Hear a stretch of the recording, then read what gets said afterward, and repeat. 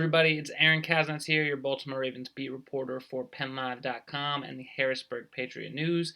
Now, the NFL Combine wrapped up this weekend, and so that's what we're going to be talking about today, and specifically the pass rushers from the NFL Combine.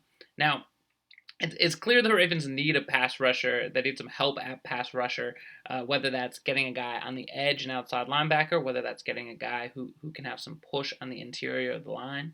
We'll see what they do with Matthew Judon, who could be franchise tagged. He's a pending free agent and would likely hit the market if he does not get franchise tag or if the Ravens do not sign him to a long-term deal. My guess is Judon returns, even if he does, or the Ravens do something with him. But regardless, they still need some help for Judon and some of those other guys in terms of generating a pass rush. It might be the Ravens' biggest need when you look at their roster is just finding guys who, in whatever manner, can get after the quarterback. And at the Combine, there's some results that could dictate how the Ravens go about that if they want to use a draft pick. The first thing I want to look at is kind of some of these edge rushers. A.J. Epineza of Iowa, he was widely considered maybe to be the second, maybe the third best defensive end or edge rusher, whatever you want to call it, prospect in the draft behind Chase Young. And Chase Young out of Ohio State will go almost certainly in the first 2, 3, 4 picks. He is not going to be available when the Ravens select.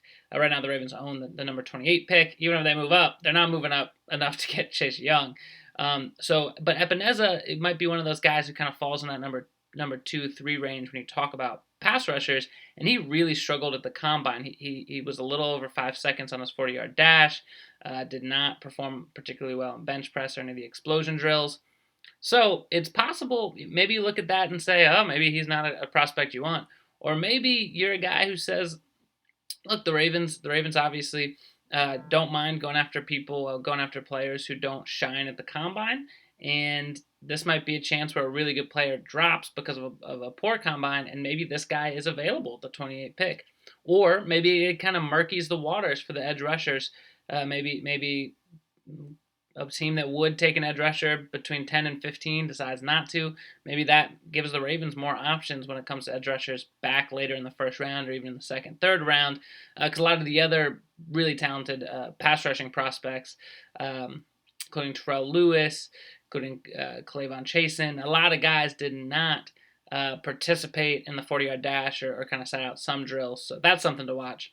And then the other big thing to watch when we talk about pass rushers at the NFL Combine is that there are some big guys who ran really well. Neville Gallimore out of Oklahoma ran a 4.79 40-yard dash, and there were 5 different, and he's over 300 pounds, so that's doing a 40-yard dash under 4.8 seconds if over 300 pounds is impressive. There are a few other guys like that. I think there were 7 interior defensive linemen who ran under 5 seconds, which is impressive for that position, and it means maybe there's some guys, whether that's in the first round or whether that's in the second or third round, that the Ravens could target if they want an explosive, quick guy who's also a defensive tackle, big enough to maybe play against the run, but can also generate some interior push. So those are kind of the things I would think about. You can go and look at Google search NFL Combine Tracker if you want to see all the results.